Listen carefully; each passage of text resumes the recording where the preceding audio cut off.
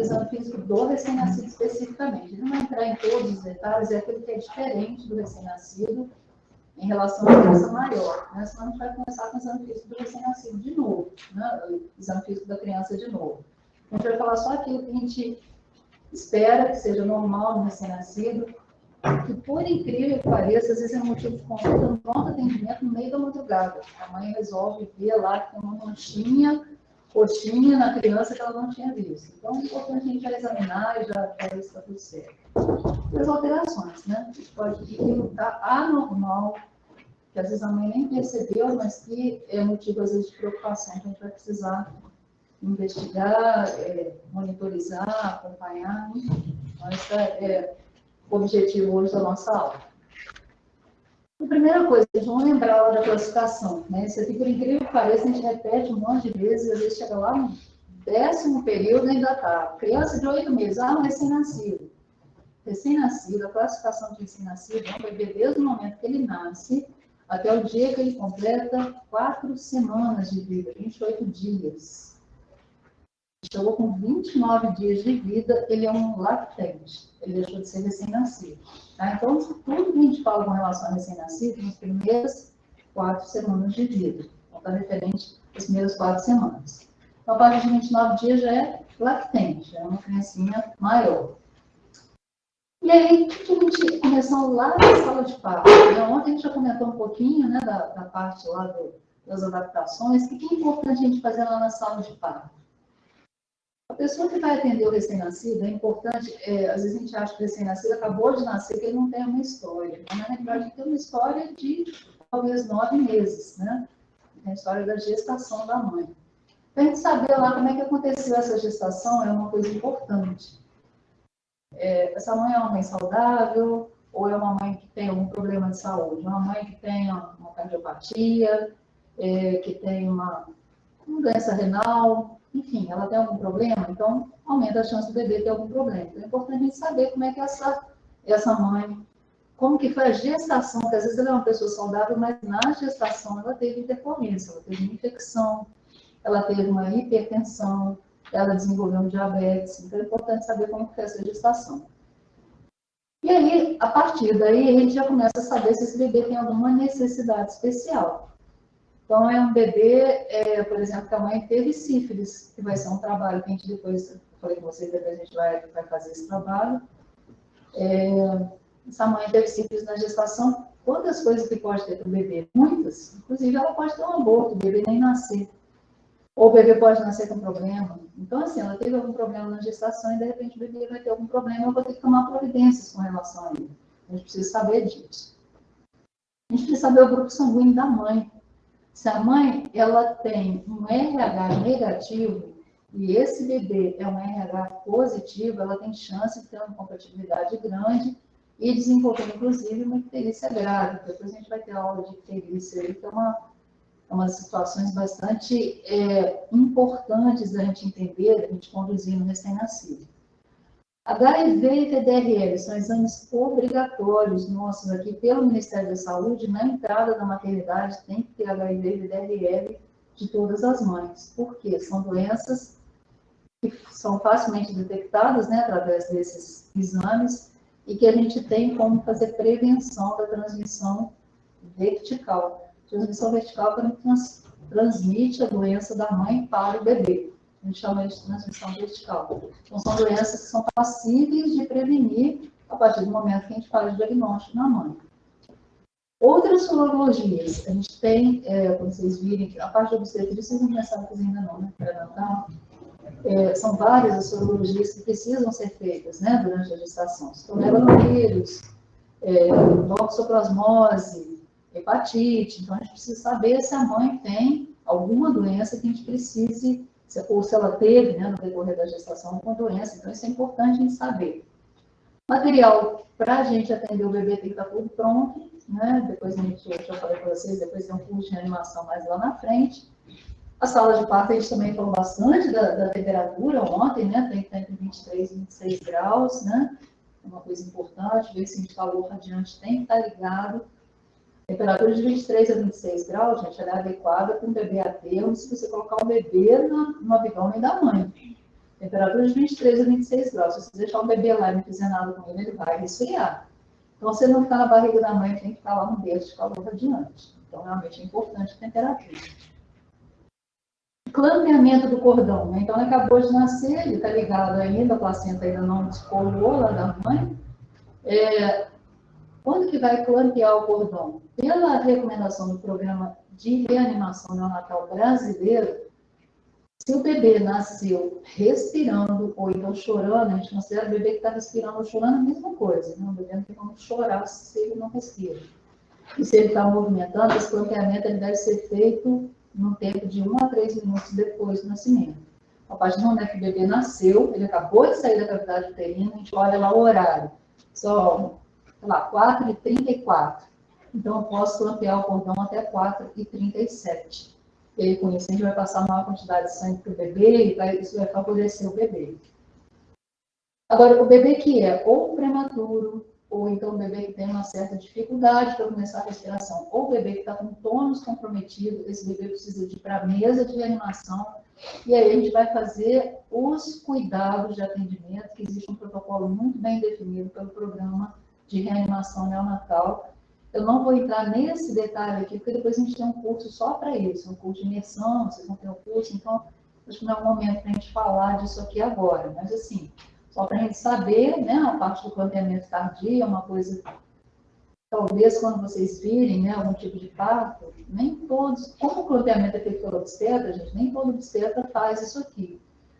Mas só para vocês terem uma ideia, o Brasil, da Organização Mundial de Saúde, o Brasil foi um dos últimos países a adotar o clampeamento tardio. Os países já tinham adotado essa conduta antes, por saber que é uma conduta mais saudável. O Brasil só passou a adotar essa conduta a partir de 2016, no programa de reanimação. Por quê? Porque existia o temor de, quando você faz esse clampeamento tardio, os bebês terem mais icterícia. E a gente, assumidamente, sabe que o nosso atendimento do recém-nascido é ruim. A gente sabe que o nosso atendimento é ruim. Então, havia o temor de repente, a gente não conseguir atender essas crianças que iam ter muita icterícia. Então, a gente ficou esperando o que ia acontecer com os outros países, para ver se ia ter algum problema. Não tendo problema, a gente começou a adotar a partir de 2016. Tem 5 anos, e assim mesmo, se vocês forem assistir, parto, muito provavelmente esse clampeamento não vai ser feito de forma tardia. Ele vai ser feito rápido. O bebê acaba de nascer e clampeia o cordão. Mas a conduta do programa de reanimação é clampear tardiamente, com 1 a 3 minutos. Bom, e aí tem a primeira avaliação do bebê, a primeira nota, né? A gente já começa a receber nota desde que nasce, né? Que é o famoso APGA. Vocês já devem ter visto isso, né, gente? No atendimento lá da pediatria, tem escrito APGA.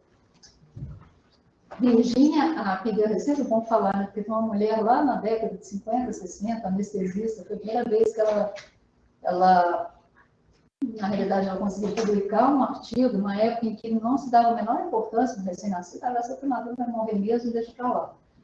E aí ela publicou um artigo mostrando isso aqui. Desde a publicação dela até hoje, o Apgar sofreu pouquíssimas modificações. E ele, na realidade, é um score de vitalidade do recém-nascido. Tá? Então, o que ele significa para a gente? Significa como que esse bebê nasceu. Como é que foi o nascimento dele? Tá? E ele é de forma muito objetiva, a forma de a gente avaliar o Apgar é muito objetiva. Tá? São 5 itens, cada um valendo de 0 a 2. 0 para aquele bebê que está com a pior forma possível de apresentar aquele item. E o 2, o bebê que nasceu muito bem. Então, a frequência cardíaca está ausente, 0. A frequência está presente, mas está menor do que 100 por minuto, 1 ponto. Está maior do que 100 por minuto, 2 pontos, que é o normal do recém-nascido. Respiração ou choro. Não está respirando. Está ausente. Está respirando, mas a respiração ruim. Aquele gaspiano, aquela respiração que você vê que ela não vai se manter. 1 ponto. Está respirando rápido, respiração normal, chorando. 2 pontos. Tônus muscular. O tônus do recém-nascido, que a gente espera, ele estava dentro do útero todo apertadinho. Ele vai nascer todo apertadinho. Flexão completa dos braços, flexão completa das pernas. Esse é o tônus normal do recém-nascido. 2 pontos. E também mais ou menos, o bracinho mais ou menos, 1 ponto. Ele está igual um bonequinho de pano, né? Caído. Então, 0 pontos. A cor. Se ele tem cianose central ou palidez, o que a gente considera como cianose central, gente? Oral, a cianose oral, a cianose nasal, porque a cianose de extremidades, a acrocianose, ela está mais relacionada com temperatura. Não tem muito valor. Então, a cianose central, 0 pontos. Cianose de extremidades, 1 ponto. Você está todo posadinho com 2 pontos. Onde que as crianças geralmente perdem ponto? Aqui. Lembra que eu falei que ela faz vasoconstrição? Então, quando vocês olham lá, né? A Apgar de 8/9. 8 no primeiro minuto e 9 no quinto minuto. Onde que ele perdeu? Provavelmente foi na cor. Provavelmente ele perdeu na cor. E a reatividade? A gente pesquisa a reatividade na hora que a gente vai aspirar o recém-nascido. Quando a gente aspira, ele não faz nenhum movimento, ele não reclama, né? 0 pontos. Se é aquele bebê que na hora que a gente vai aspirar, ele mexe um pouquinho, 1 ponto. O normal, o que a gente espera? Que a gente vai aspirar a narina, então é uma coisa incômoda. O normal, a gente espera que ele comece a chorar, que ele expire, que ele faça algum movimento de desagrado, né? Então, seria 2 pontos. Ok, gente? Então, assim, ele é muito fácil, né? O Apgar é muito fácil, ele é feito classicamente com 1 minuto, com 5 minutos. O de 1 minuto tem algum valor? Nenhum. A gente continua fazendo, toda vez que vocês virem um número 7/9, 3/5. O primeiro é de 1 minuto, o segundo é de 5 minutos. De uma forma bem teórica, o do 5º minuto é que tem relação, o do 5º minuto é importante. Se ele estiver abaixo de 7 no 5º minuto, significa que essa criança teve dificuldade na adaptação. Então, é uma criança que vai precisar ser olhada mais de perto. Ela pode ser que venha a ter alguma repercussão por conta dessa adaptação, que não foi muito boa. Então, de 5º minuto que interessa para a gente. Se por um acaso no 5º minuto ele ainda não chegou a 7, ele deveria ser repetido a cada 5 minutos. Então, se vocês virem alguma criança lá, por exemplo, 3/5/7, é por causa disso. Foi com 1 minuto, com 5 minutos, depois com 10 minutos, então ele vai sendo repetido a cada 5 minutos, até ele ficar acima de 7. Ok? Então, essas crianças que tiveram a Apgar baixa depois do 5º minuto e o baixo abaixo de 7. Agora, gente, uma coisa importante, o Apgar não é utilizado para condutas na sala de parto. Ninguém vai entubar um recém-nascido, vai ventilar um recém-nascido por conta de Apgar. Ele é um índice de vitalidade, ele é para prognóstico, não tem nada a ver com conduta, tá? As condutas, elas só para vocês terem uma ideia, a ventilação, que é a conduta mais importante, ela é tomada no primeiro minuto, quando o Apgar nem importa, a gente nem fez o Apgar ainda. Então, ele não tem valor nenhum na tomada de decisão na sala de parto. Ele é só para prognóstico mesmo, ok? É uma nota que você vai dar para saber se o bebê ficou bem ou não. Em termos de progressão do bebê, em termos de avaliação posterior, é só para isso que ele serve, tá? Na sala de parto, o exame físico do recém-nascido tem que ser muito sumário, porque eu não lembro das adaptações todas que a gente falou, não é para ficar mexendo com o recém-nascido, não é hora de eu ficar deixando ele muito tempo exposto a fazer hipotermia. Então, o que eu tenho que olhar? Minimamente, se tem tocotraumatismo. O que é tocotraumatismo? Ontem eu cheguei a comentar, vocês lembram, gente? Tocotraumatismo é qualquer trauma relacionado ao parto. Tá? Então, usou fórceps, está com a marca de fórceps. Na hora de puxar, teve fratura de clavícula, teve fratura de fêmur. Às vezes, a gente vê fratura dos 2 fêmurs. É um tocotraumatismo.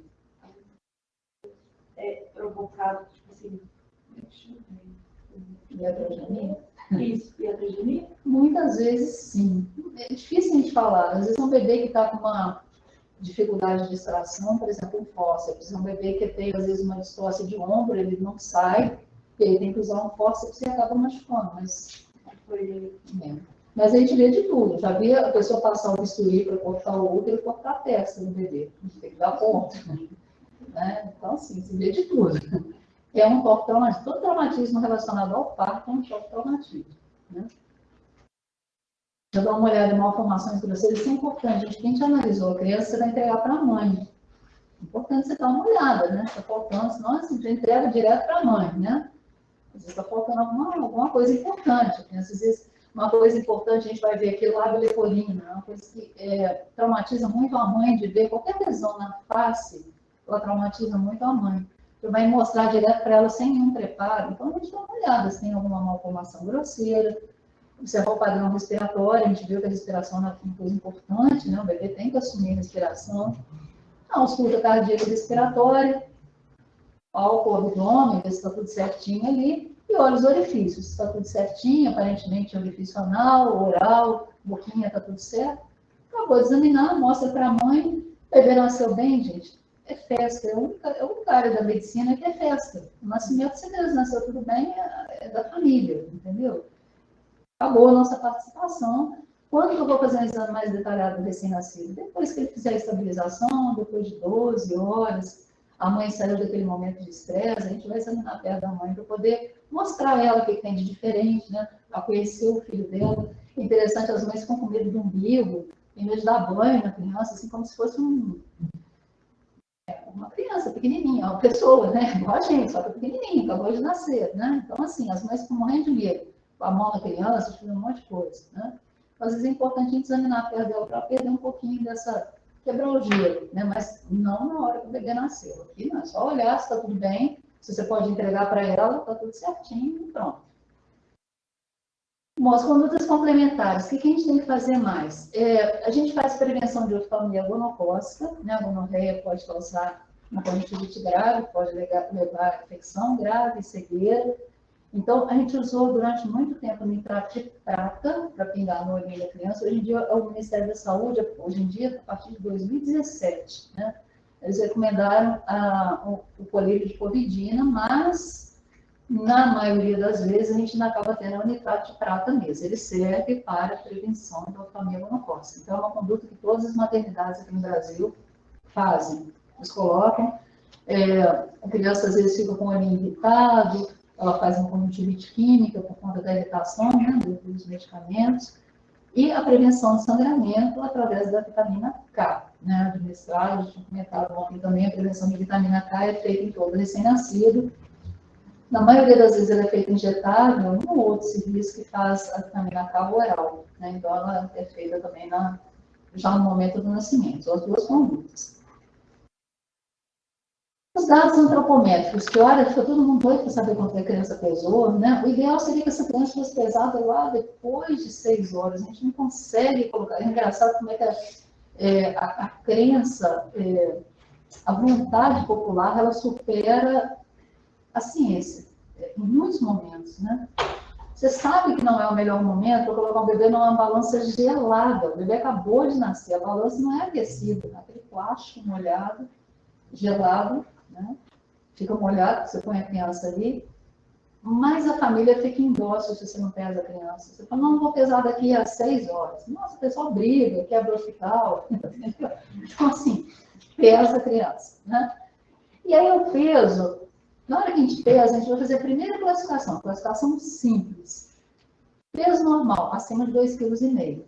Quando a criança nasceu com mais de 2,5 kg, o peso aparentemente está normal. Os bebês macrossômicos acima de 4 kg, mas ele tem que ter mais que 2,5.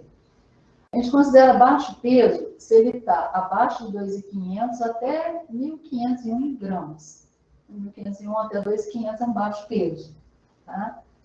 O muito baixo peso é aquele que vai de 1.001 gramas até 1.500 gramas. E o extremo baixo peso é aquele que vai até 999 gramas. Tá? Independente da idade gestacional, aqui a gente não está considerando a idade gestacional.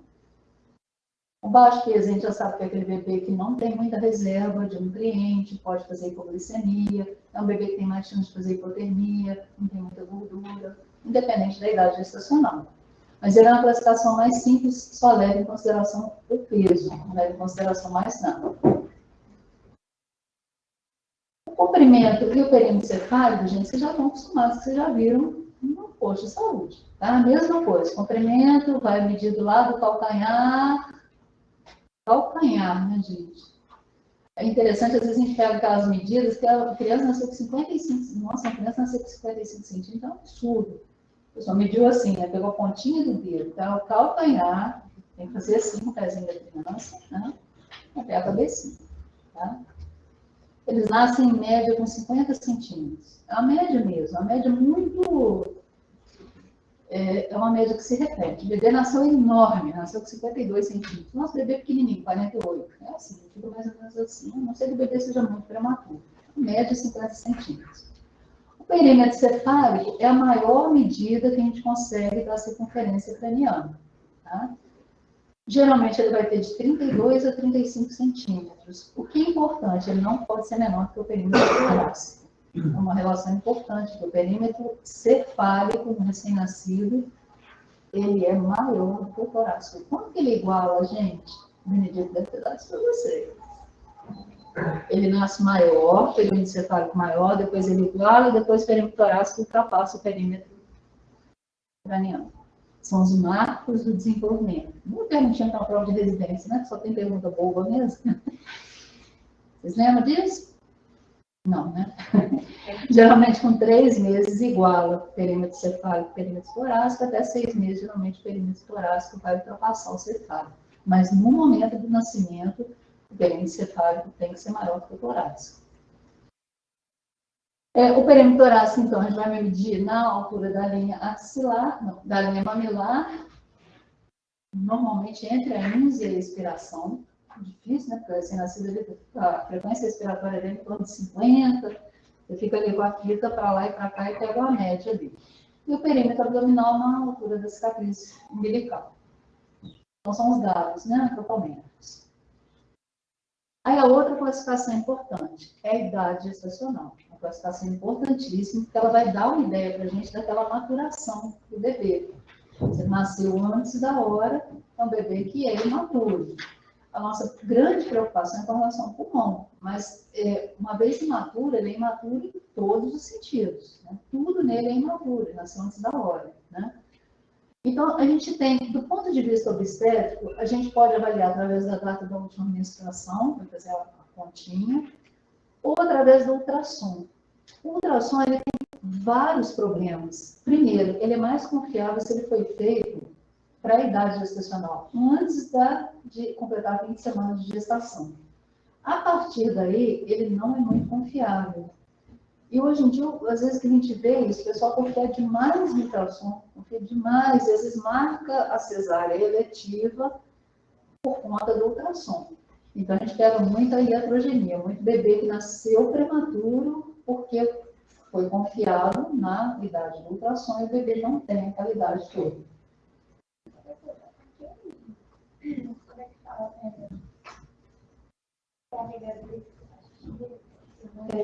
O teste de farmácia, hoje em dia tem um que ele marca a semana. Que não é confiável.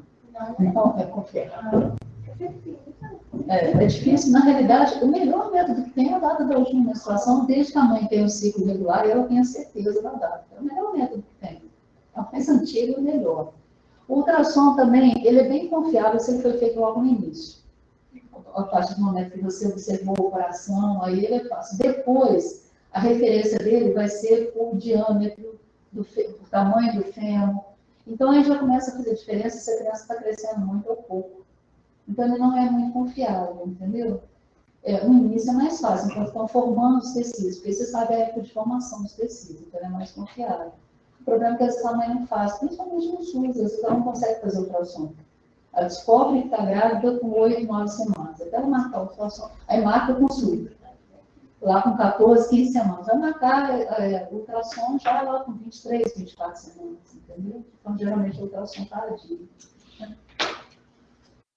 Bom, mas aí na hora que nasce, gente, o bebê, aí não tem jeito, porque a gente examina. E aí na hora, o exame físico, eu não sei se é porque, assim, a gente que é pediatra, né, gente? Se eu virar para vocês, eu falar assim, gente, eu tenho 25 anos, qual que é a chance de vocês acreditarem? Eu posso mostrar todos os documentos aqui, vocês não vão acreditar, eu tenho cara de 25 anos? Não tem. Então não adianta me dar um bebê de 32 semanas e falar que ele tem 38, porque para a gente a diferença é muito grande. A gente bate com o olho, a gente está acostumado a lidar todo dia com recém-nascido, você bate com o olho e você fala de bebê prematuro. O bebê nem nasceu, a gente nem pôs a mão nele, esse bebê é prematuro. Por tudo. Pelo contexto, pela obra completa. Você sabe que o bebê é prematuro. Então, assim, Pelo menos para mim, é claro que eu sou pediatra, né? A minha parte vai ser achar sempre que os métodos que a gente faz são melhores, né? Porque eu estou examinando o recém-nascido, eu estou vendo como que ele está.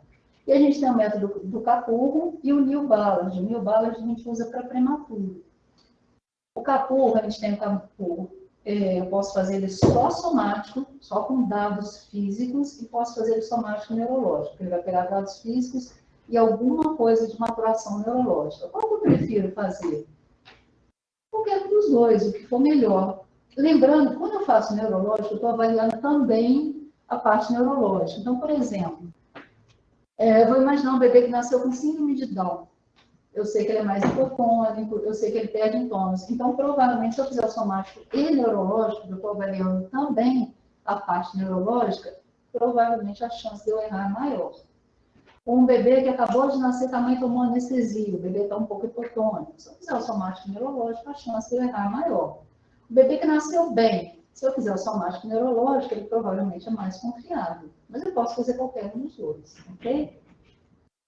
Então, gente, eu vou só aqui, isso aqui, pelo amor de Deus, não tem que decorar isso. Eu não sei isso aqui de costas. Se eu ficar de costas aqui, eu não faço a menor ideia da pontuação. Eu sei que é tudo geralmente 0, 15, 20, tem um ali que é 0, 6, 14, 24, mas não é para decorar. Como é que a gente faz? Na hora que eu vou examinar o bebê, eu coloco isso do lado, vou examinando o bebê e vou pontuando. Então, esse aqui é o somático neurológico. Eu vou olhar a mama. O que eu tenho que olhar na mama do bebê? Eu vou palpar, vou pegar uma fita métrica e vou ver o que eu palpo, quantos milímetros que tem.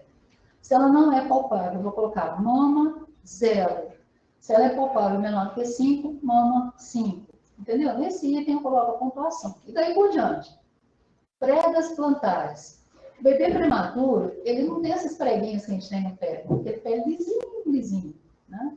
À medida que vai evoluindo a gestação, ele começa a aparecer, as preguinhas aparecem primeiro mais próximas do dedinho. Depois elas vão aparecendo mais lá na parte posterior. Então, o bebê que tem esse sulco só na metade posterior, ele vai ter até a metade posterior 20. Se ele está sem pregas plantares, 0. E dali por diante. Tá? A gente vai dando a pontuação. Tranquilo, gente? Deu para entender? Não. Essas pregas plantares é normal nascer sempre? Não, é o prematuro. Quando menor a pontuação aqui, se eu der 0 aqui em tudo, ele vai ser bem prematuro. Entendeu? O normal, o bebê geralmente tem as preguinhas todas, né? Até aqui. A pele. Alguém aqui já viu prematuro, gente? Já você viu prematuro muito pequenininho? De quantas semanas, você lembra? Acho que era 31. 31. 31 vai estar aqui com a pele talvez 10. Já está na metade.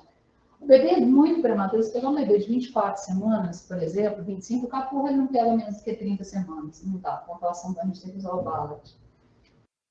A pele do bebê é muito pequenininha, não tem camada córnea, então aquela pele fina, rosa, não tem camada córnea. O gelatinose, eu acho que é a melhor expressão. A impressão que você tem é aquela gelatina. Sabe gelatina, quando você coloca fruta dentro da gelatina, que você fica as frutas lá dentro? Fica mais ou menos assim a pele. Você vê aquela pele rosinha e você vê as estruturas dentro. Você vê as veinhas todas passando ali por dentro. É mais ou menos isso. A impressão que você tem é que se você passar a unha, rasga. E se você passar a unha, rasga mesmo. A impressão é real. Quer dizer, assim com a unha, sangra. Né? Então, a pele muito fina, prematuro extremo. Prematuro extremo, você não fixa esparadrapo. Você coloca esparadrapo no prematuro. Na hora que você puxar, vem a pele. Então, ela é fina mesmo. A gente fala que ela é fina mesmo. À medida que o bebê vai ficando mais a termo, ela vai ficando fina e lisa, lisinha, bem lisa. O bebê, geralmente, a termo, ele nasce com essa aqui, ó, mais grossa, com a descamação fina, aquela que você olha, aquela pele de bebê bonitinha. Mas se você passar a mão, a impressão que você tem é como se tivesse um talco bem fininho, né? Você sente que tem um pozinho ali em cima da pele. Geralmente é aqui, é o bebê a termo. Esses aqui geralmente são bebê pós-termo, aquele bebê que já estava passando a hora de nascer. A pele vai ficando grossa, com sulcos, às vezes descama a mão, sai a pele mesmo. E a grossa, pergaminhada, até fica meio igual um papel, como se tivesse um papel manteiga em cima da pele. Fica bem grossa. Né? Então a gente coloca lá a pele, 10 pontos, por exemplo. Vai somando tudo. A orelhinha. A orelha talvez seja um dos fatores mais fiéis. A orelha, normalmente, o prematuro ele tem a orelha chata. Essa curvatura que a gente tem não tem nada, ela é colada. Ela é colada no couro cabeludo. A orelha é bem feinha, né? Chata e disforme, 0 pontos. À medida que vai progredindo a gestação, ela começa a fazer alguma curvatura, inicialmente na parte de cima, até que ela fica toda encurvadinha. Ele é muito fiel com a idade gestacional. Geralmente o bebê de 38 semanas ele tem a orelha bem bonitinha, bem formadinha. Então, aquele bebê que é prematuro, geralmente a orelha é um pouco achatada, né? Aquela orelha feia. As mães ficam enlouquecidas com aquela orelha. Vai ficar com a orelha de abono, nada que a gente possa fazer, né? E aí, esses dois itens são relativos à parte neurológica. A manobra do chale, a gente vai pegar o bracinho como se fosse pegar o bracinho da criança e fazer um chale. Você vai jogar, né, do outro lado. O bebê a termo, como ele tem aquele tônus muito forte, você não consegue puxar o braço dele de jeito nenhum. Então, o bebê a termo, ele está aqui. O cotovelo chega até na linha média. Você não consegue fazer isso aqui. Você chega até a linha média, 12 pontos. Se ele ultrapassa a linha média, 6 pontos, e aquele cotovelo prematuro, você chega lá, ele faz um chale mesmo, ele vai lá no oposto. Então, 0 pontos. Tá? Então, é fácil de ver. E essa manobra cabeça e pescoço era um pouco mais difícil de a gente interpretar. Vocês lembram com que idade que a criança firma a cabeça? Isso é um marco importantíssimo de desenvolvimento, gente. Vamos ver como é que está essa saúde da criança, de vocês. A criança nasce, o pescoço é assim, né? Quando ela firma a cabeça? Firma, começa a olhar para as coisas, quantos meses? 3 a 4 meses. Importante, gente. Os marcos de desenvolvimento, a coisa talvez mais importante de pediatria, todo mundo tem que saber. 3 meses firma a cabeça, 6 meses ele assenta, 9 meses engatinha, 1 ano fica em pé. 3, 6, 9, fácil de guardar, né?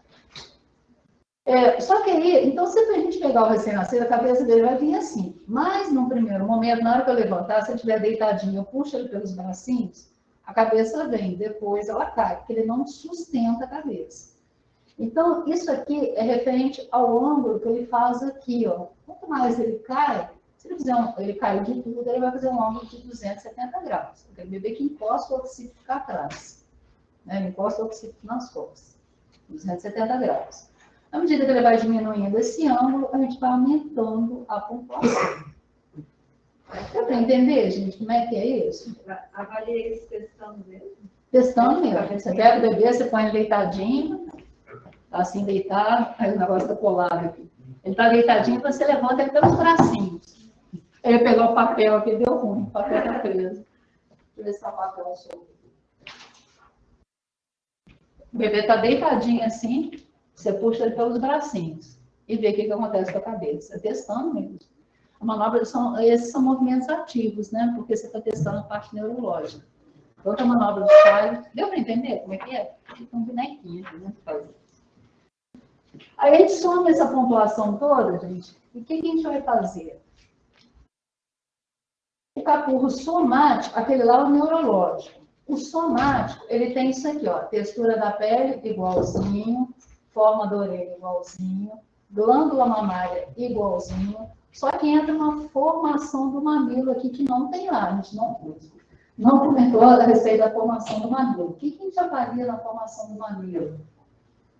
Aqui a gente está avaliando a visibilidade, o que eu estou vendo. Uma coisa é a glândula mamária, outra coisa é a formação do mamilo.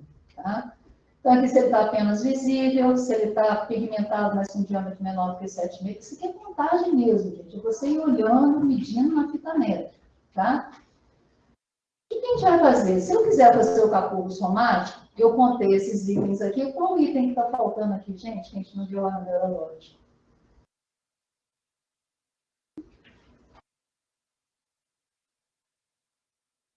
Quais são os dois que eu falei que são do ponto de vista neurológico? A manobra do chale e o ângulo do pescoço. Então, lá a gente avaliou aqueles itens. Aqui eu estou avaliando, são, na realidade, 5 itens, sendo que 4 são iguais, e tem um outro aqui que é a formação do mamilo. Como é que eu vou juntar isso tudo? Se eu quiser fazer o capurro só somático, eu vou usar esses aqui e somar com 204. Então, eu somei todos os pontos, deu 48, mais 204, 252. O que significa esse número 252? É a idade gestacional em dias. Eu divido por 7, eu vou saber quantas semanas. E o capurro, aqui, gente, eu tentei fazer isso aqui, eu não sei se ajuda ou se atrapalha, tá? Capurro somático e neurológico. É a textura da pele, formato da orelha, glândula mamária, pregas plantares, ângulo cabeça e pescoço e manobra do chave. Capurro só somático. Formação do mamilo, textura da pele, formato da orelha, glândula mamária e pregas plantares. Ficou mais fácil de visualizar? Eu acho que aqui fica mais fácil. Qual que eu vou usar? É aquilo que eu comentei. A criança tem algum comprometimento neurológico? Porque, na realidade, quando eu faço capurro, eu quero saber a idade gestacional. Não estou querendo saber se a criança tem comprometimento neurológico. Então, ela tem possibilidade de ter algum comprometimento neurológico? É uma criança que tem uma hidrocefalia? Eu não vou fazer o neurológico, porque senão eu vou ter a minha idade gestacional comprometida por um problema que é intrínseco na criança, daquela doença. Então, eu faço só o somático. Deu para entender? O somático, eu vou somar aquela pontuação com 204, o somático neurológico, eu vou somar a pontuação com 200. A interpretação é a mesma, todos os dois vão dar a idade gestacional em dias. Deu para entender, gente? Alguém tem alguma dúvida? Pessoal de casa tem alguma dúvida? Mandaram alguma dúvida aí para vocês? Tem que olhar no chat. Tem que olhar no chat. Quem está com o chat, quem está com o grupo aí, se tiver, eu não tenho como olhar aqui, né, gente? Se tiver alguma pergunta aí. Tranquilo, gente, dá para entender? Esse que eu acho que é mais difícil aqui na interpretação, essa interpretação do capítulo realmente é mais complexa. Né? Tem que olhar gráfico. Deu para entender isso? Aqui? Bom, e aí, gente, vem a outra classificação, a classificação com relação à idade gestacional. O pré-termo é a idade gestacional abaixo de 34 semanas. O pré-termo, que a gente chama de tardio, ele ainda é prematuro, mas aquele prematuro já próximo do termo. A idade gestacional de 34 semanas e 36 semanas e 6 dias. O recém-nascido a termo, que eu falei para vocês que aqui o Ministério da Saúde Brasileiro e a Organização Mundial de Saúde consideram acima de 37 e até 41 semanas e 6 dias, e o pós-termo é o bebê, o famoso que passou do tempo de nascer, né? O que tem mais de 42 semanas. Tá certo, gente? Então, através do capurro, ou do capurro somático, ou do capurro somático e neurológico, eu consigo avaliar isso aqui. Esse bebê tem 41 semanas e 3 dias. Então, eu consigo saber exatamente a idade gestacional dele, ok? E aí vem a outra classificação, que ela vai juntar o peso com a idade gestacional. Qual é a importância disso, gente? De eu saber a relação do peso para a idade gestacional. O que vocês imaginem? Qual é a importância disso? Ela pode refletir para a gente. Por exemplo, se eu tenho dois bebês de 36 semanas, os dois são prematuros, tá? Um tem 2,4 kg, o outro tem 1,2 kg. O que isso pode refletir também? Exatamente. O bebê que é pequeno para a idade gestacional, ou seja, ele teve tempo para ganhar peso, mas não ganhou. Ele é um bebê desnutrido para outra. Tá certo, gente? Então, vem a classificação. E aqui a gente já tem várias curvas. Essa de Lubitschenko é a curva mais clássica que a gente tem. É simples, eu olhar na curva, tá? Eu classifiquei meu bebê com 36 semanas. 36 semanas. Eu vou olhar aqui onde que ele está. 2,200, ele está aqui. O outro que eu falei, ele tem 1,200. Ele está aqui embaixo. Se o bebê está abaixo do percentil 10, ele é considerado um PIG, pequeno para a idade gestacional. Se ele está entre o percentil 10 e o percentil 90, ele é um AIG, adequado para a idade gestacional. E se ele está acima do percentil 90, ele é um GIG, ele é um grande para a idade gestacional.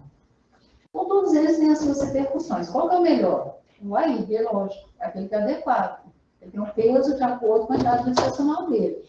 Se ele é prematuro, ele tem um peso mais baixo, porque o tempo dele ganhar peso.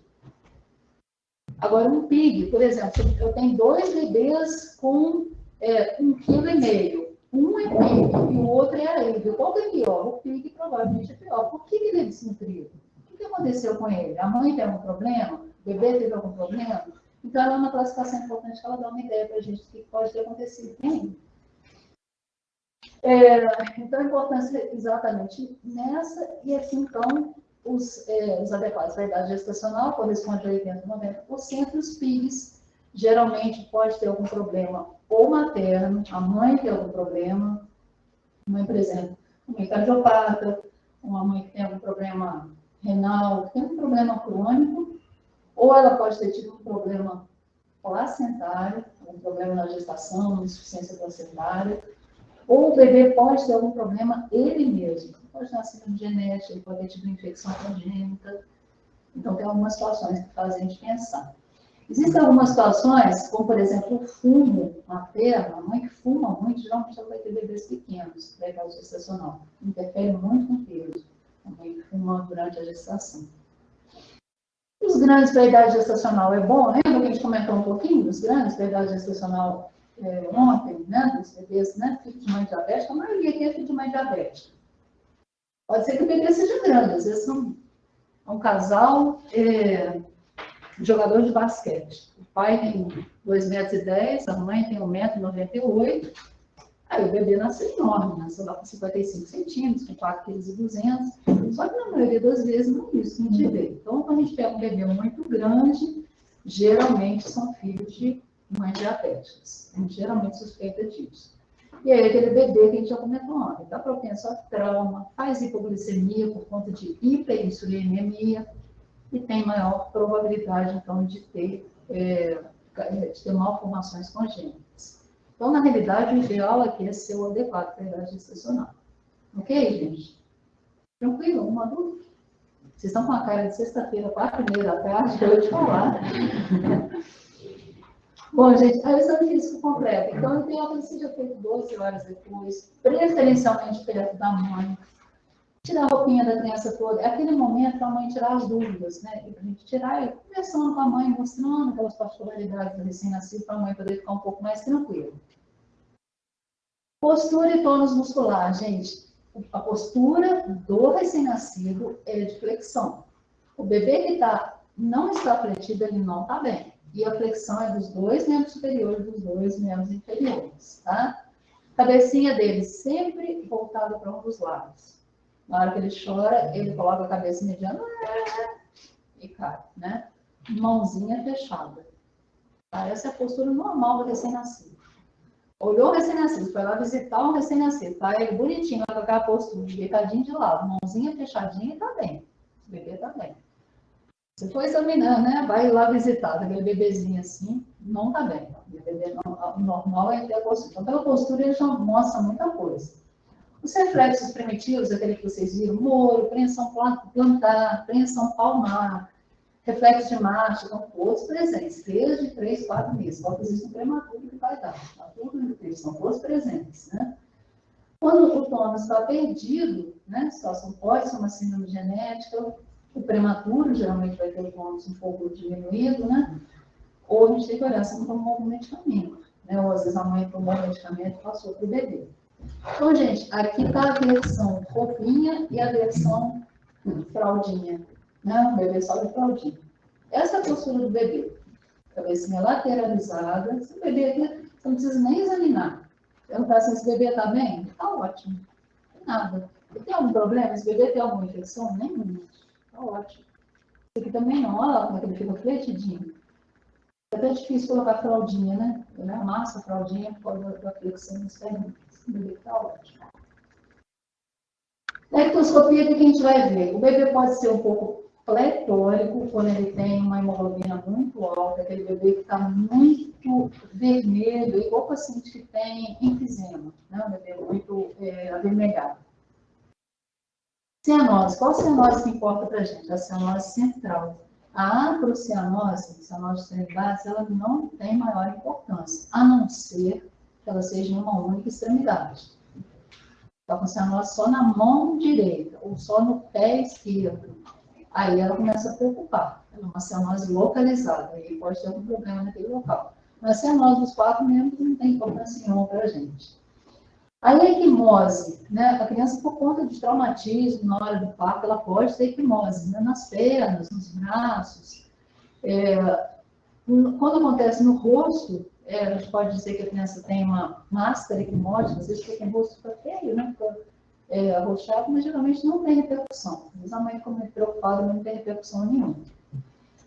E a icterícia, que é aquela coloração alaranjada da pele, que acontece em 50% dos recém-nascidos, ela não aparece normalmente no primeiro dia de vida, a gente vai depois ter uma aula só de icterícia. Ela acontece por acúmulo, né, de bilirrubina, então ela pode acontecer, mas depois ela vai ter uma investigação que a gente vai ver depois numa aula específica, né, porque isso é um capítulo realmente à parte. Né. O que a gente pode ver mais na pele? O vernix caseoso, não sei se vocês já viram isso, gente. O vernix, ele é um material gorduroso, extremamente pegajoso, fica presente na pele da criança quando ela está próximo do termo. Esse bebê aqui, pela quantidade de vernix aqui, ele provavelmente deve ter entre 35 e 36 semanas de idade gestacional. O bebê que já chegou ao termo, ele chegou a 37, 38 semanas, geralmente quase não tem vernix. O bebê que tem é um bebê que está próximo do termo. Mancha mongólica, se chegar a ver alguma, gente, no posto de saúde, chegou, né? Ela é muito comum, é uma mancha violácea. Essa região aqui, a região sacra, é a mais comum dela aparecer, mas ela pode aparecer até em membros inferiores, tá? Às vezes preocupa a mãe porque parece que a criança está machucada ali, né? Não mancha só, ela não tem dor, desaparece, a gente não sabe por que ela existe, ela desaparece geralmente até 1 ano de idade. Tá? A região mais comum de aparecer é a região sacra, mas pode aparecer em outros locais. A miliária é o milium sebáceo, gente, muito comum também na mãe trazer para consulta. A miliária é a erupção por conta de obstrução das glândulas sudoríparas. Parecem umas bolhazinhas, de água mesmo, que é suor mesmo, né? Acontece muito na época do calor, né? Uma erupção, a pele um pouquinho grossa, não tem nada para fazer. E o milium sebáceo é uma retenção de material sebáceo, como se fosse uma espinhazinha na criança. O que pode fazer? As mães também ficam... Oi, pode falar. Isso que é o brotoejo? Brotoejo, esse aqui, a famosa brotoejo, né?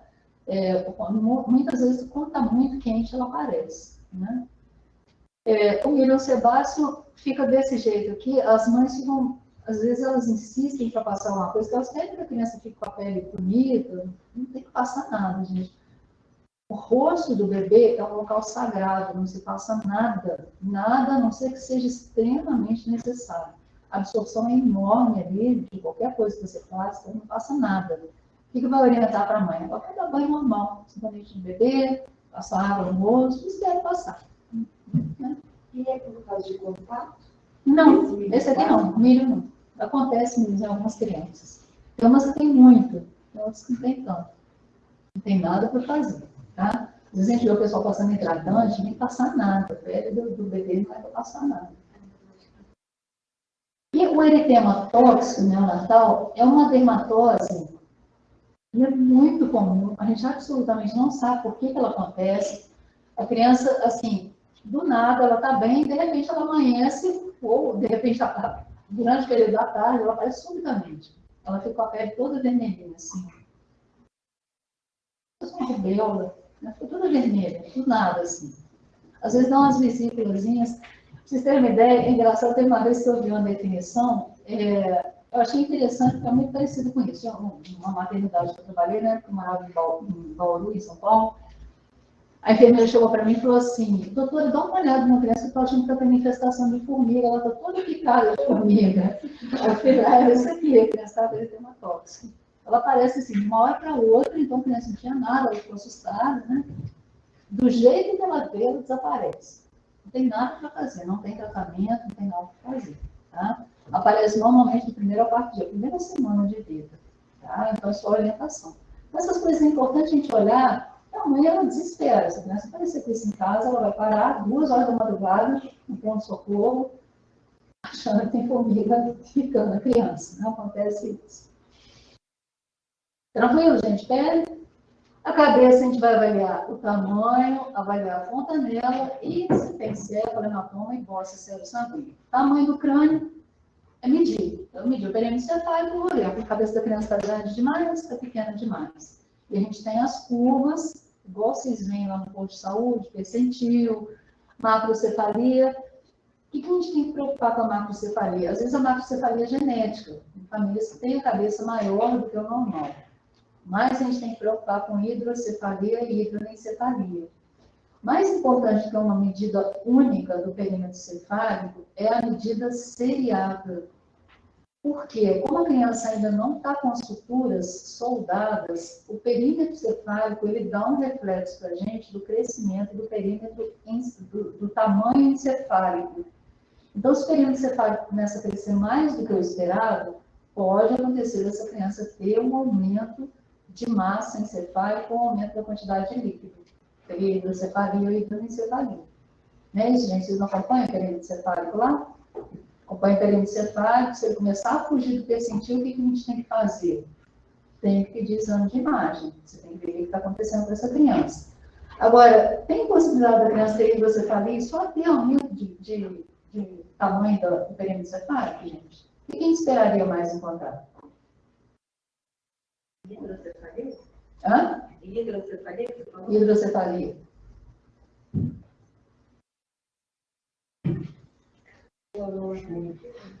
A fontanela vai abrir e a criança vai ter algum reflexo neurológico, né? A gente só vai ter algum reflexo neurológico. Ela faz sinais de hipertensão intracraniana? Provavelmente não, porque vai crescendo. Ela não faz hipertensão, não aumenta a pressão dentro do crânio, porque ela vai crescendo. É diferente da criança depois que já soldou a fontanela. A gente, se a gente tiver qualquer crescimento de massa encefálica, aumenta a pressão. Mas o recém-nascido não, ele vai aumentando. Ele vai aumentando, então não tem pressão. Né? Só que ele vai aumentando o período cefálico. Então, ele dá uma ideia para a gente de como é que está o crescimento do cérebro. A microcefalia, gente, microcefalia você deve ter ouvido bastante na época do Zika vírus, né? Na época até houve uma modificação aqui no Brasil do que é chamado microcefalia. Se eu tiver um perímetro cefálico menor que 31,9 nos meninos e na menina 31,5, eu vou dizer que ela tem microcefalia. Isso com bebê ativo, acima de 37 semanas, tá? O que pode dar microcefalia? Pode ser Zika? Geralmente não. Geralmente vai ser uma síndrome genética, vai ser infecção congênita, citomegalovírus, toxoplasmose, Zika realmente é o menos provável de estar causando isso. As fontanelas se chegaram a ver também lá no posto de saúde, né, gente? Fontanelas vocês já viram, né? No anterior. Quando que fecha o anterior, gente? Em torno de 1 a 1 ano e meio, né? Até 18 meses ela fecha, tá? A anterior, ela fecha rapidinho. Então, a criança, geralmente, quando ela vem para a primeira consulta, essa aqui é menos provável de vocês terem visto. Vocês chegaram a ver a fontanela posterior lá no posto? É mais difícil a gente ver, ela fecha rapidinho. Geralmente, quando ela vem para a primeira consulta, 1 mês, ela já fechou. A anterior vai ficar aberta tudo aqui, tá? Anterior e posterior.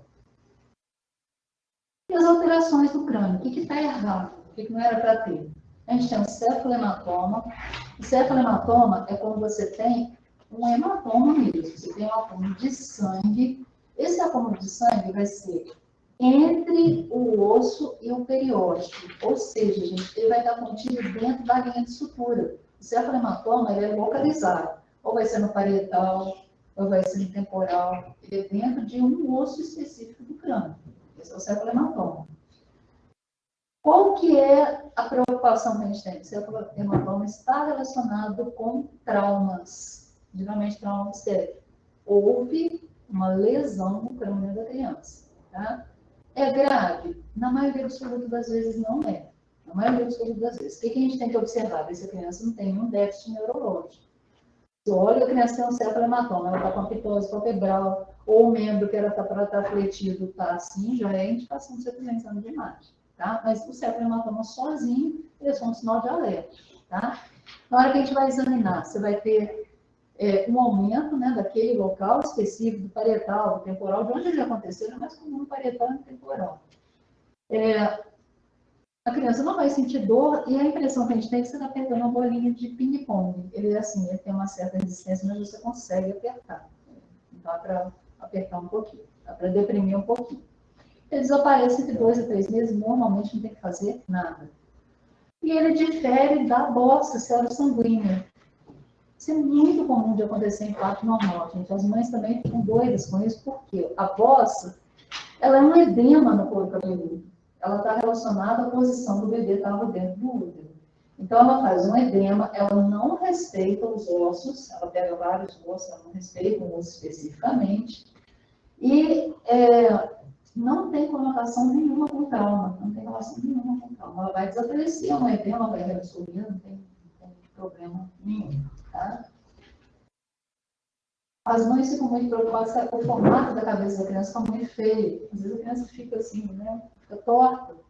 Mas ela fica preocupada. A cabeça do bebê está torta. Não tem problema nenhum. Não tem nenhuma conotação patológica. E as meningoceles e meningoencefaloceles que a gente tem que olhar, sempre que a gente olhar a cabeça da criança, que a gente perceber qualquer solução de continuidade na parte óssea, e daí a gente vai olhando depois a coluna, a gente tem que pensar na possibilidade dessa criança ter uma herniação de meninge naquele local. Então, sempre precisa de investigação, tá? Às vezes, isso é muito sutil, às vezes só na palpação que a gente vai perceber, e às vezes ele vai acontecer de uma forma bem expressiva, né? Às vezes você tem mesmo a saída da meninge com o encéfalo para fora, às vezes a gente tem mesmo herniação completa, tá? Boquinha, gente. O que a gente vai olhar? Fenda palatina, tem que olhar a boca da criança, olhar o palato, colocar o palitinho, abaixador de língua, para ver se a criança não tem fenda palatina, né? O lábio leporino, né? Eu coloquei aqui uma foto, é isso que eu falei que as mães ficam muito traumatizadas quando elas olham. Aqui no Brasil, a gente tem lá no Bauru, né, o Centrinho, né, que é o Centro de Tratamento de Lesões de lábio palatais. Ele é uma referência para a América Central, né? Então, lá tem crianças de outros países aqui, né, das Américas, e para poder fazer o tratamento. Normalmente não tem maior repercussão. Ele pode ser unilateral, pode ser bilateral, pode ser junto com a fenda palatina, pode acontecer de qualquer forma, tá? Ele geralmente não impede a amamentação, mas ele dificulta bastante a amamentação. Então, o tratamento é cirúrgico, é um tratamento estético, né? Não tem assim maiores complicações. Pérolas de Epstein são manchinhas brancas que podem aparecer no palato, elas podem confundir com monilíase, o famoso sapinho, né? Isso com aquela manchinha branca, como é que a gente diferencia? Ela fica bem no centro do palato, bem no centro, aquelas 2 ou 3 bolinhas ali, diferente da monilíase, que geralmente vai ficar mais lateral, né? Mais do lado da bochecha. Ela fica bem centralizada. Normal, não tem que fazer nada. É só esperar. Ela, na realidade, é a mesma relação do mínimo sebáceo. Você fica lá na pele, você fica na boca. Dente, tem crianças que nascem com dente, tá? São dentes que geralmente a preocupação, que são geralmente dentes que vão cair, e aí a criança pode aspirar. Né? Então, a preocupação tem essa, não tem assim, conotação. Pode ter relação com síndrome genética, mas não é uma preocupação. Nossa, tem dente, então tem uma síndrome genética. As crianças que têm síndrome genética são mais prováveis de terem dentes anormais. Tá? E a anquiloglossia ou língua presa, né? A anquiloglossia, aquela língua que é presa, às vezes elas podem atrapalhar a sucção. Existe uma certa tendência aí com o teste da linguinha. Vocês já ouviram falar, gente, do teste da linguinha? O teste da linguinha que é feito, né, a normalização do Ministério da Saúde era feita por fisioterapeuta, uma briga, isso aí seria ato médico ou não, enfim, então é uma tendência aí meio complicada com relação a isso. Atrapalha muito, não atrapalha tanto assim, tá?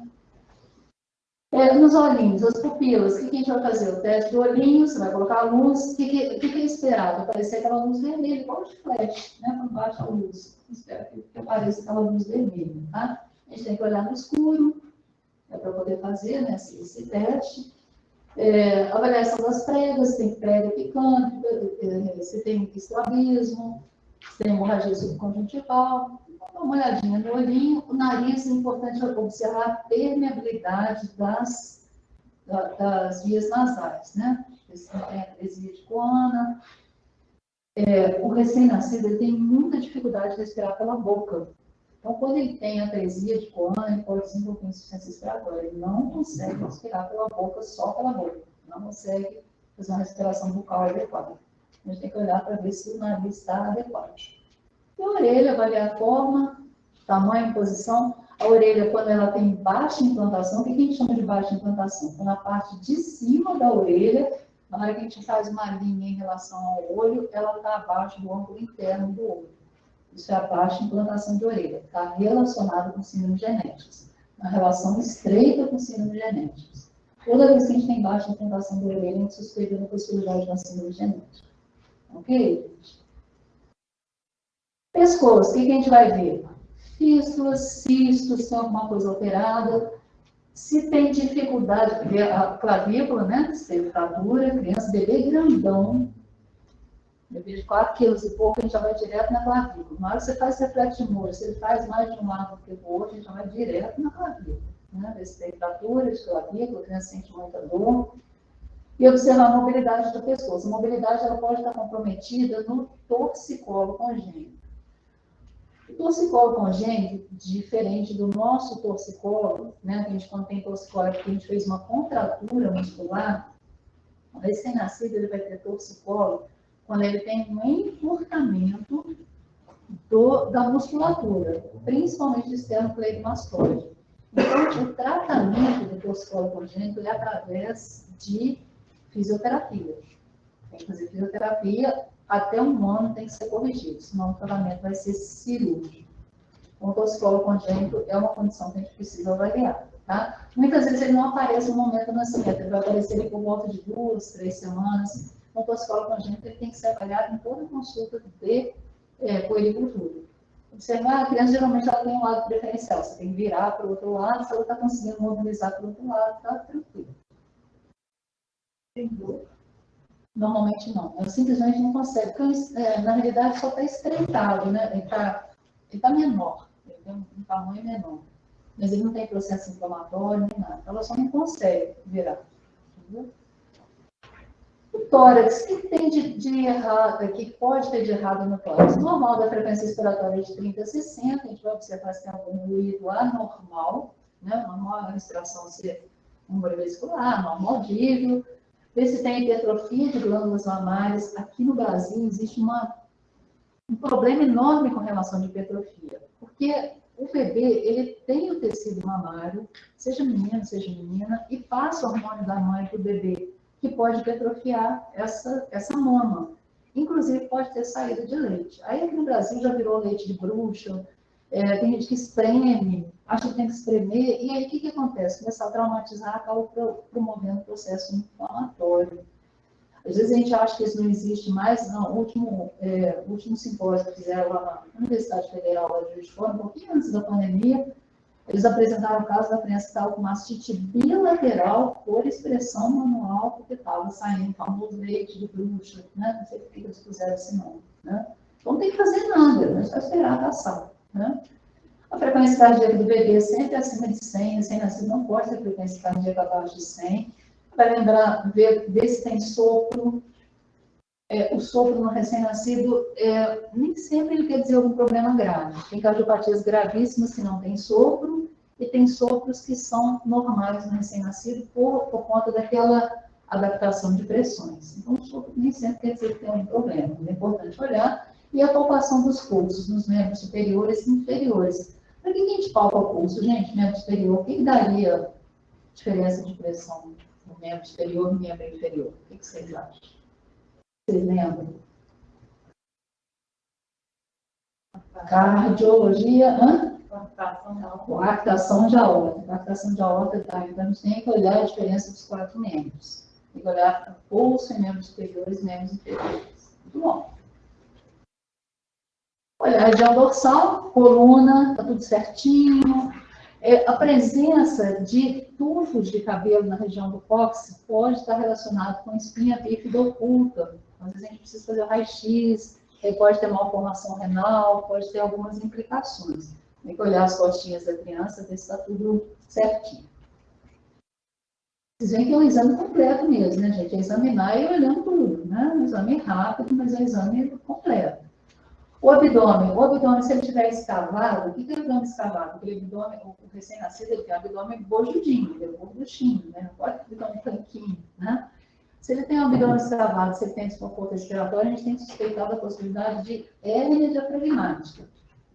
A hérnia diafragmática, solução de continuidade no diafragma e as vísceras que passam por tórax. Um recém-nascido, o que a gente espera é que o abdômen dele seja elevado. É normal a hérnia umbilical, gente. Todo recém-nascido tem hérnia umbilical, isso é normal. Por quê? A hérnia é um orifício na musculatura. Como que ele vai passar o cordão umbilical se não tiver orifício na musculatura? Todo recém-nascido tem hérnia. Aí as mães colocam moeda, colocam faixa, colocam um monte de coisa, não tem que colocar nada. O estímulo para o fechamento da hérnia, ele é interno. Se a criança não vai ter esse estímulo, não tem nada que eu consiga fazer externamente que vá modificar esse estímulo. Se ele continuar com a hérnia lá depois de 6, 7, 8 anos, aí você pensa em fazer cirurgia, tá? Mas não tem que colocar nada, é muito comum. As mães colocam um monte de coisa, moeda, põe lá com um esparadrapo, nós colocamos de tudo. Não tem que orientar para não colocar. Cordão umbilical tem que ter 2 artérias e uma veia, isso é importante. Quando ele tem uma artéria única, ele pode ter implicações com malformações, principalmente malformação renal. A artéria umbilical única é sempre não chega a ser um motivo de preocupação, mas é um motivo de alerta, a possibilidade de malformação, principalmente renal.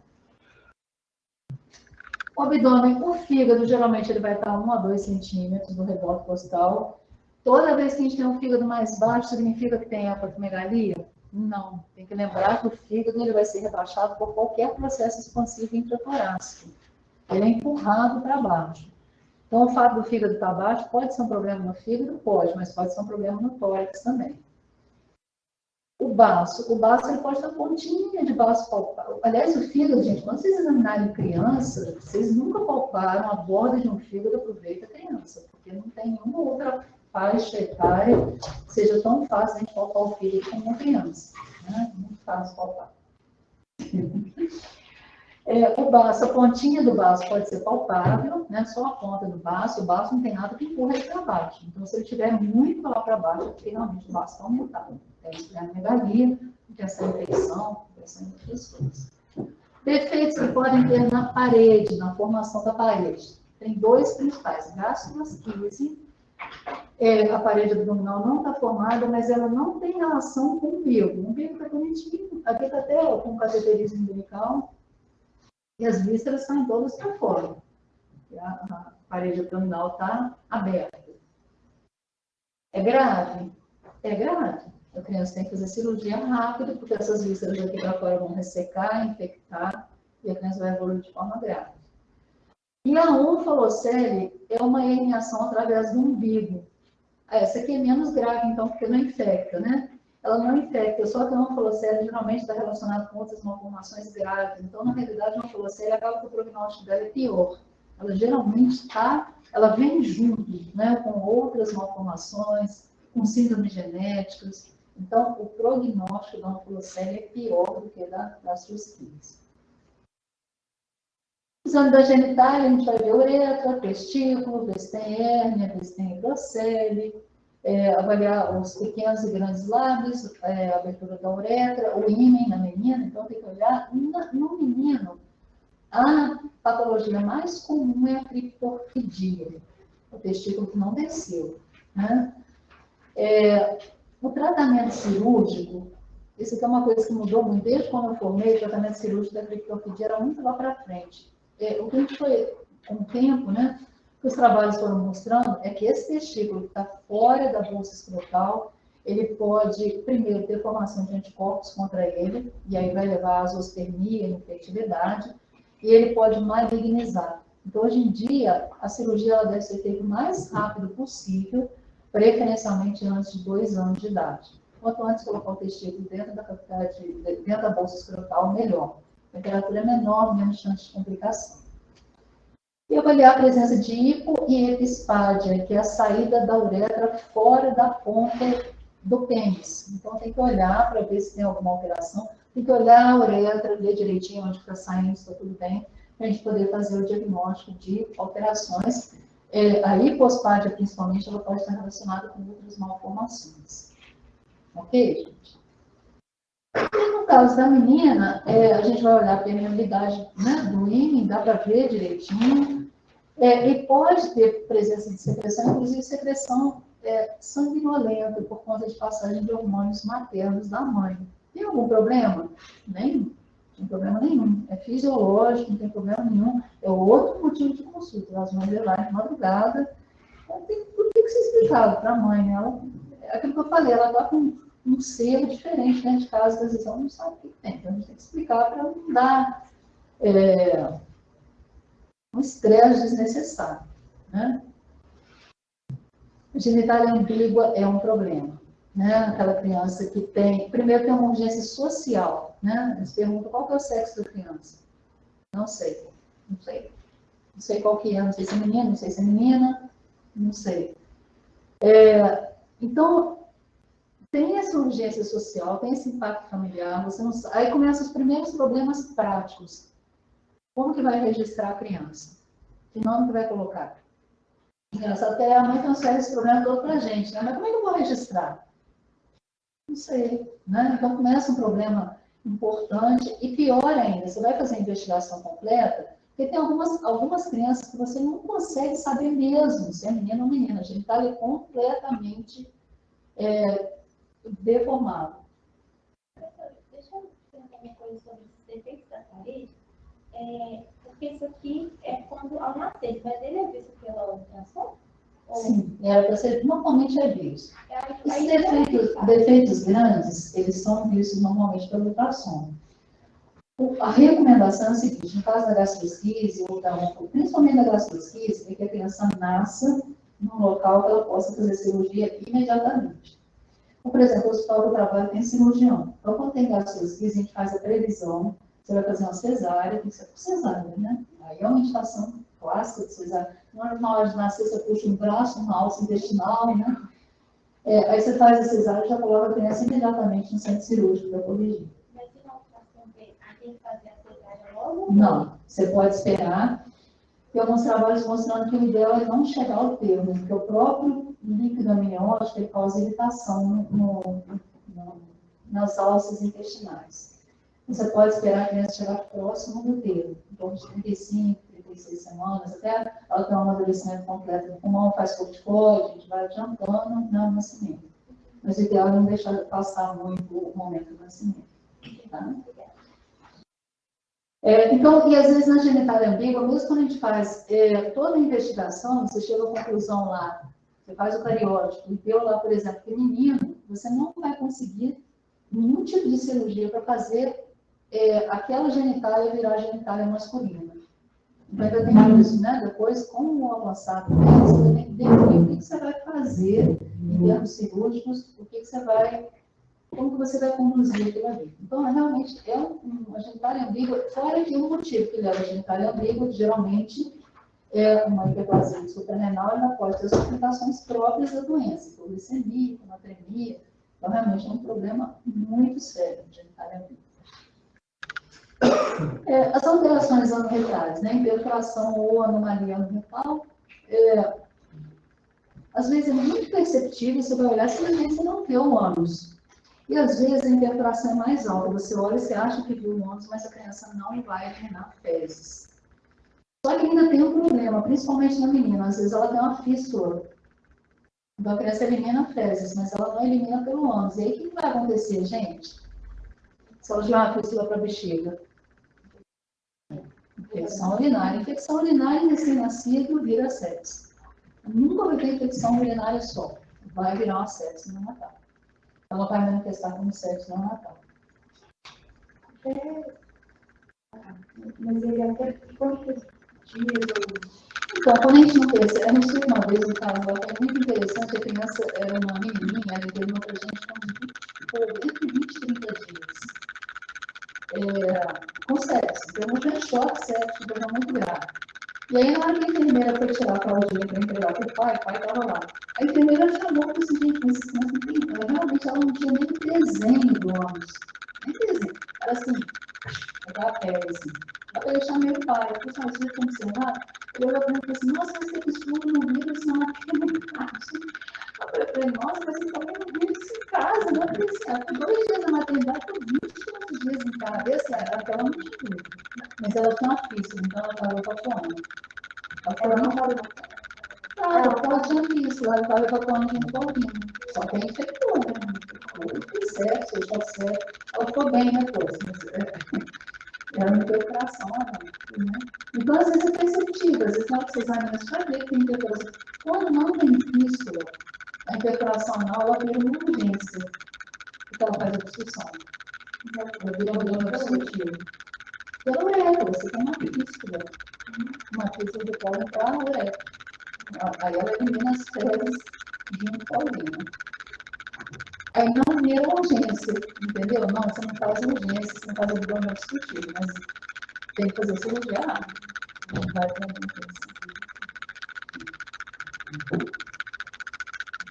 Para terminar aqui, gente, as alterações osteoarticulares. A gente tem as polidactilias e as sindactilias. Né? Poli, quando você tem um dedinho a mais, a gente tem muito apêndice de dedo extranumerável, aquele que é só, né, às vezes uma formaçãozinha, esse não tem problema, quando é só um dedinho, tem só um apêndicezinho, não tem problema, a gente liga, aquilo ali pode tirar. Nessa situação aqui, às vezes você tem que deixar a criança crescer e ver qual vai ser mais funcional. A gente precisa ter a função de garra, né?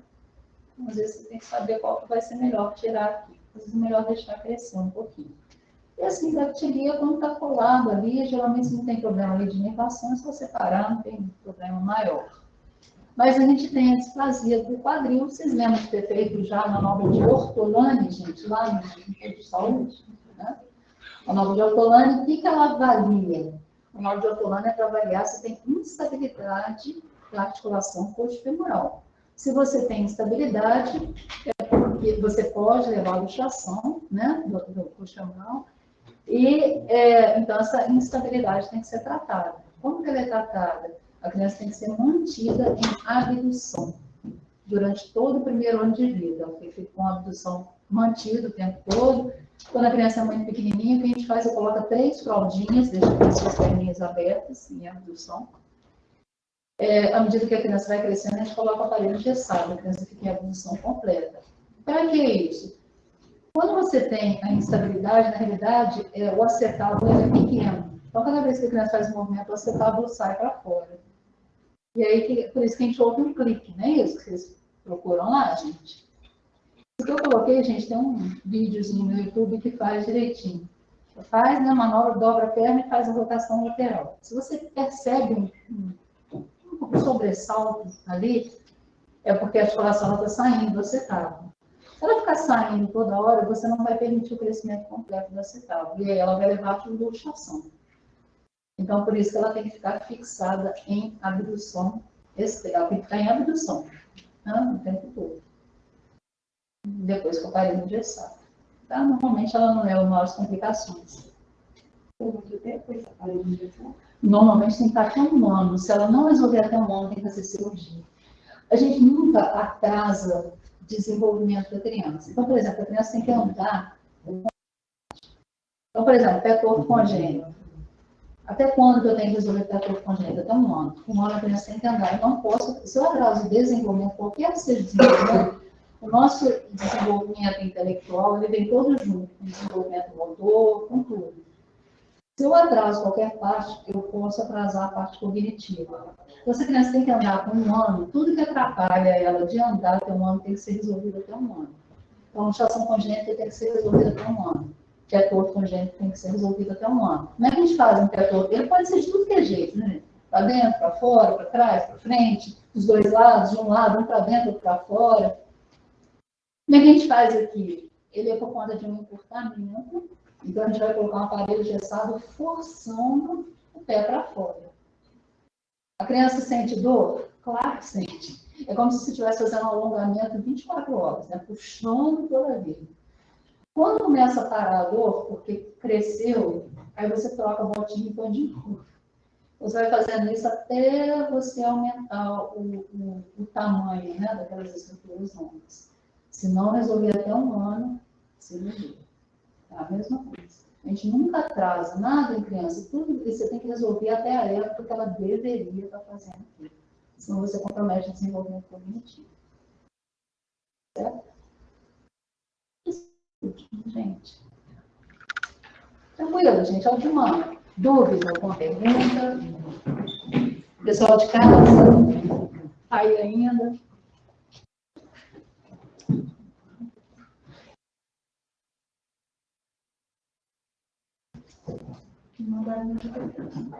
Mandaram nada não. Deixa eu fechar aqui a conferência, senão vai dar problema de novo. Deixa eu fechar.